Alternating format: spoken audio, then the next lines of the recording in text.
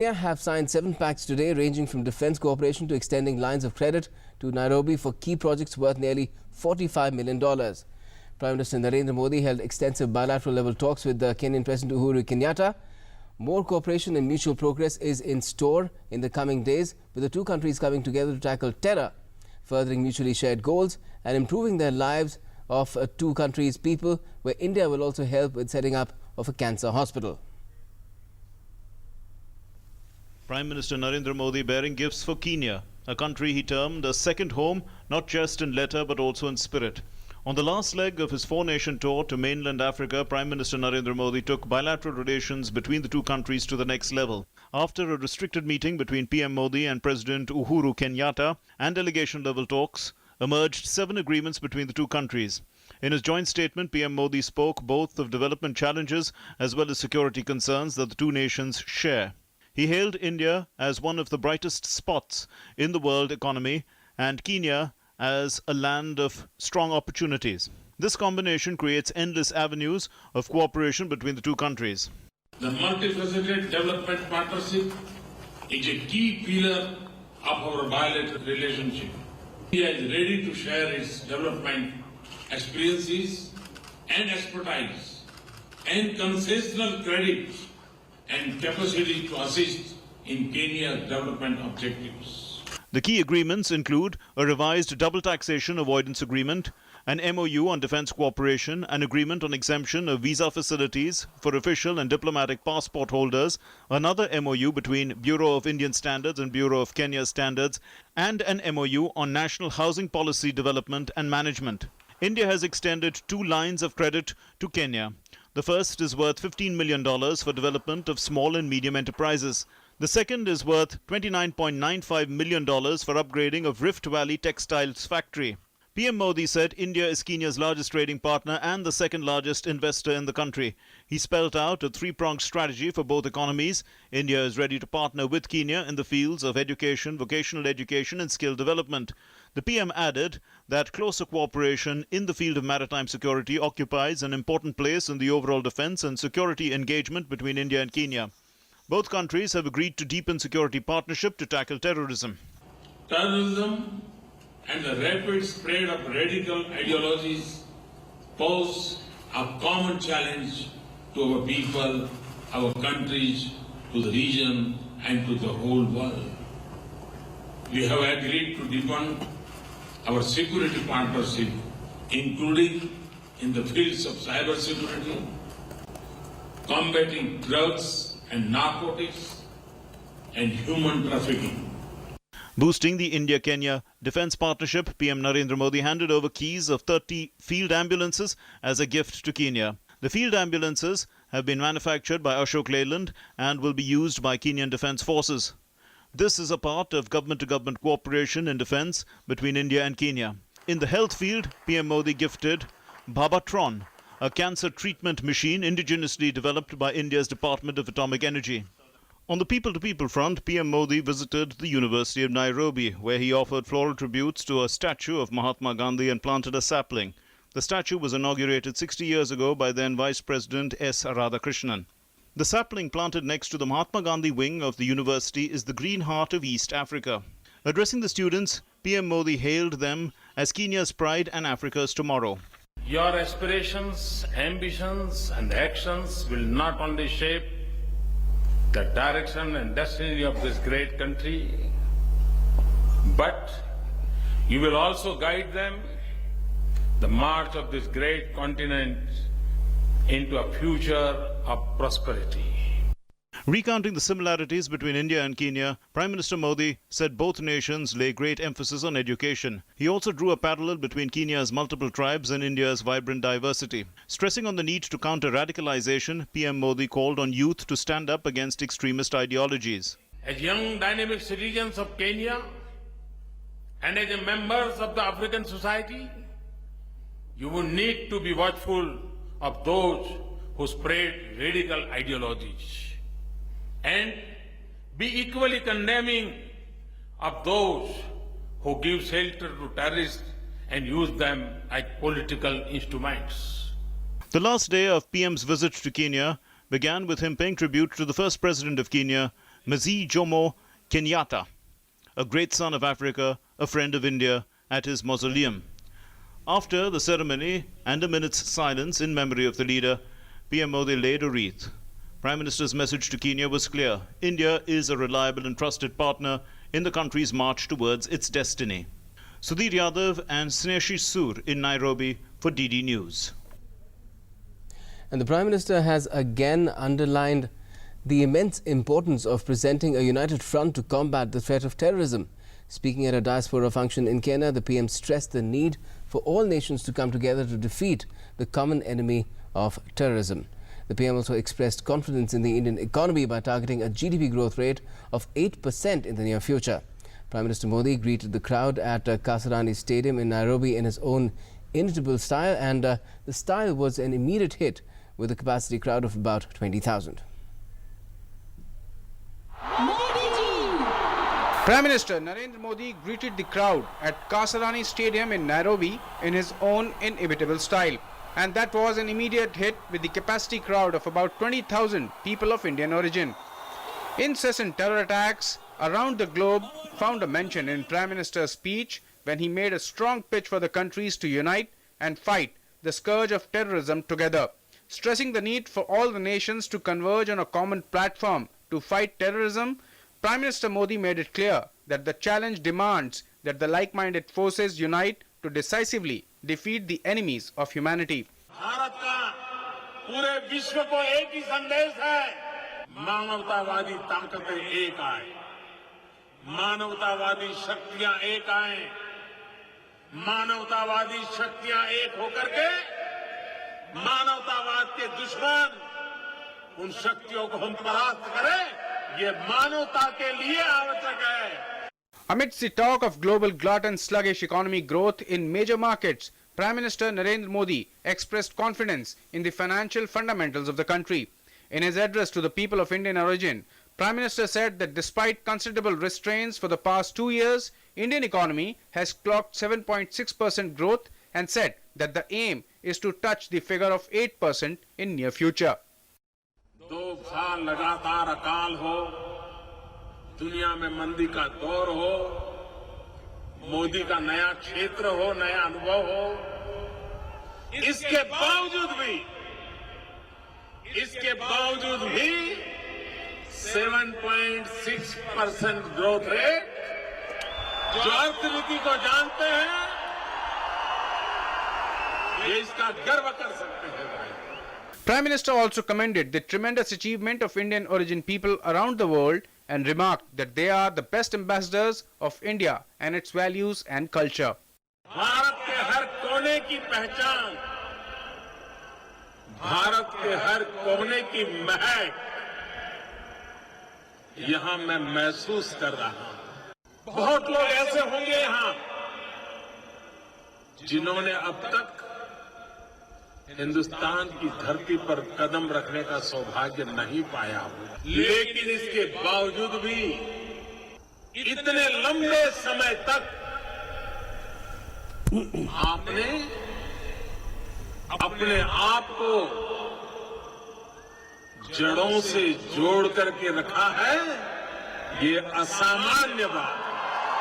Talking of achievements of India, Prime Minister Modi listed many of his government's achievements for the past 2 years, but kept the best for the incredible feat achieved by the Indian scientists in launching a record 20 satellites in one go. With sprinklings of humor, real-life incidents and praise for Indian way of life, PM Modi did not forget to relay the importance of conserving climate and nature's gift to the mankind before finally taking leave from the audience. With Snehashi Sur and Sudhir Yadav in Nairobi, Newsnight Desk, DD News. So that's the strong connect that India has with a lot of countries in the world, a strong diaspora that is present in Kenya as well. The Prime Minister had addressed that earlier, 80,000 strong, and that is something that can contribute a lot as far as relations between India and Kenya go. And to talk about what is the prospect, what is the future from what has happened during the Prime Minister's tour, we have Ashok Sajjanhar with us, former diplomat and foreign affairs expert. Welcome, Ashokji. If I could first ask you, what's the biggest takeaway 7 pacts, so many meetings, bilateral level, a great synergy seen as far as sense of purpose is concerned between the leaderships. But the biggest takeaways for you in this tour of Kenya? As far as the tour of Kenya is concerned, I think the biggest takeaway is establishing a reconnect. Because, you know, this is a visit that is taking place after 35 years. At the Prime Minister's level. That's yes. right. The last Prime Minister was Mrs. Indira Gandhi in 1981. So although we say that there is an 80,000 strong Indian diaspora, and we are very close and we are connected by the Indian Ocean, and we have same aspirations, same demographic profile and great complementarities, but still there would be a feeling amongst the people in Kenya and possibly in the rest of Africa also, that they have been an object of some neglect, or at least some attention deficit. But that is now changing rapidly. That has changed very this rapidly. Administration, the Modi administration, is changing that. That has absolutely, that has changed very rapidly, because we had the India-Africa Forum Summit that took place last year, when all the 54 countries were invited. 41 of them came at the level of President and Prime Minister, rest at the level of Vice President and Foreign Minister, etc. And then we had our President traveling to West Africa. Yes. He was there in middle of June when he traveled to Namibia, Ghana and Ivory Coast. And then the VP. And then the Vice President was there in late May and early June when he traveled to Morocco and Tunisia. So basically, I think through these 3 visits and through the India-Africa Forum Summit, what we have tried to do is to reach out once again. Vice President went to North Africa, the President went to West Africa, and the Prime Minister has traveled to South and East Africa. So by this, we have tried to cover the whole of the continent. Yes. So I think the first major takeaway is really reaching out, connecting. And of course, there are a large number of other sub-targets, sub-objectives, you know, whether we call it energy security, whether we call it trade and investment, focus on defense cooperation, focus on terrorism, tackling terrorism, and there is this change. tendency to look at, you know, the levels of trade with, oh, it's not that much. But that just tells us that there's tremendous opportunity that is still left to be exploited. Absolutely, absolutely. And I think, you know, we cannot look down upon, for instance, as far as Kenya is concerned, as the Prime Minister himself mentioned, India is the largest trading partner. India is the 2nd largest investor. And that having been said, I think the potential is much more. $4.5 billion, that is the bilateral level of bilateral trade between the 2 countries. It is heavily weighted in favor of India. Yes. You know, some of the few countries with whom we have a decidedly positive balance of trade.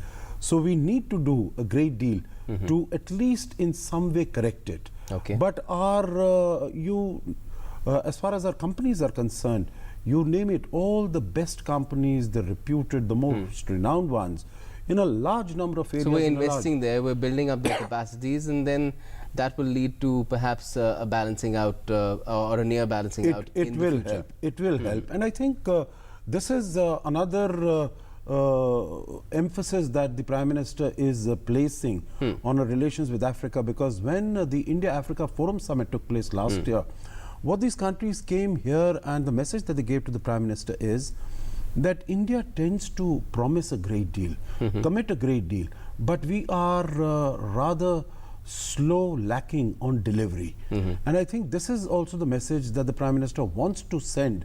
And he wants to alter it. Yes, that we are committed to change the image. And we are committed to sort of, you know, match our actions with our words, or let at least our actions be even better than what we are speaking. And as far as defense and, you know, cooperating on global challenges such as terrorism and climate change is concerned, a small glimpse has been given by this field ambulances that have been given, the 30 field ambulances. But again, that is also a very big thing that these 2 countries on the Indian Ocean Rim are moving together in tackling these global challenges. Absolutely. I think it is, whether it is defense, whether it is security, or it is maritime security, or it is counter-piracy. I think all these are issues which afflict not only Kenya but also Tanzania and the other countries, and India has great possibilities, great potential to work with them. And I think that is the message that India, that the Prime Minister sent to the Kenyan people, and I think through that to the rest of Africa also, that partnership with India is a win-win partnership. And I think in that, I'm sure some analysts and commentators would be able to see, because there has been and is there an unsaid message there as well as to partnership with which country is not such a win-win situation? Yeah, that is exactly what I was coming to. That's exactly what I was coming to. That many analysts and commentators have said that this is an attempt to catch up. It's a catch-up exercise with China, because China is present there in a much bigger way. Of course, I would say that this is nothing of that sort, because India has its own strengths and we are building upon our own strengths, whether it is building institutions, whether it is building people-to-people contacts, whether it is capacity development, human resource development, small and medium enterprises, agriculture, not leasing land, because China is the And he referred to the fact also how India is building its inner strength with that targeting of 8% growth rate. Absolutely. The positive assessments of India as an investment destination, as a place to do business for the entire world. Yes. So, this is what it is, that, there are some countries whose image in Africa is in that sense exploitative, whether it's in the land issue or it is in the mining and minerals. And it is always thought that, even when China comes there to construct, to build infrastructure, they will bring their own people. So, there's hardly anything in it for the local people and the local. But as far as India is concerned, it's going to be a win-win proposition. So we are going to be there. This is, I think, the message through his visit. When he yesterday when he spoke at the stadium, today when he spoke at the business forum, before that when he spoke in Tanzania or South Africa, he has always focused on the concept of Vasudhaiv Kutumbakam, that we treat the whole world as a family, and if we are seeking that a partnership, our engagement is going to be beneficial for us, we want to ensure that it should be equally beneficial. It should be a win-win proposition, and that is how we want to take it forward. And this constant reference to the shared past as well, do you think that is also something that perhaps is emphasizing a better connect with Africa, India's better connect with Africa as compared to some other countries? No, absolutely. I think because our connect is historical, ours is civilizational, because 200-300 years ago, and we suffered and struggled together. India was the first country to stand up against discrimination, against oppression, against apartheid, all the ills that confront, that afflict Africa. So in that sense, we have been partners together. But I think though that partnership, although it provides a good foundation, a good basis, but to take it forward, we have to sort of, give it current, contemporary, modern structures. And that, I think, can be given through whether it is trade and investment, whether it is defense cooperation, it is security, it is energy collaboration, it is renewable energy, because I think Africa also, and Kenya in particular, if it wants to develop, if it wants to grow, it will also have to invest in renewable energy. And I think that is what India is also doing. And all these countries are also members of the International Solar Alliance. And there is a need, of course, to build upon how people can travel more easily to and fro. That is something that you think in the coming days will see greater focus as business improves, perhaps? No, absolutely. I think tourism, there has been a great emphasis on that in both Tanzania and also in Kenya. Like Kenya has the Masai Mara. Yeah, that's right. And the agreements that have been signed are also how visas to each other can be made simpler, can be more streamlined. So in that sense, and I think there is about 20,000 visitors from Kenya coming to India every year. And he spoke about the Kenyan students who are in India, and Indian entrepreneurs and businessmen who are in Kenya. So I think that connect has to be further strengthened. So while we take confidence and solace and strength from our past and from history, but I think that also fortifies us as to how to take our relationship forward in a large number of new areas and contemporary areas. Wonderful, sounds great, and let's hope we make rapid progress because That is something that is required as far as improving ties and improving all kinds of relations with African nations like Kenya and others are concerned. Thanks a lot for joining us Thank you for very the much. moment, Thank you. Sajjan Har Saab. Thank you. Well, we're